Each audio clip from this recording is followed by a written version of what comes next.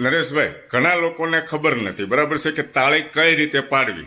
તાળી પાડવાથી તમે જે વાત સમજાવી, ઘણા બધા ફાયદાઓ થાય છે, તો બતાવશો તાળી પાડવાથી શું ફાયદો થાય છે? તાળી પાડવાથી માથાનો દુખાવો બંધ થઈ જાય, ગેસ એસિડિટી કબજિયાત બંધ થઈ જાય, પાચન તંત્ર તેજ થઈ જાય, બીપી ડાયાબિટીસ કંટ્રોલ રહે, શરીરમાં નવી એનર્જી આવે અને લોહીનું પરિભ્રમણ વધે. એવા નાના મોટા 82 જાતની તકલીફના રોગ હોય બધાય સહજ રીતે હસતા હસતા દૂર થાય. તાળી પાડવાની સિસ્ટમ પાછી સમજી લઈએ.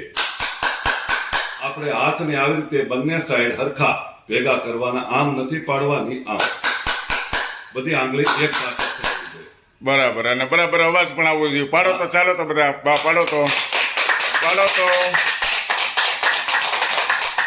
ખૂબ સરસ, આવડી ગયો. કુમાર, પાડો તાળી પાડો.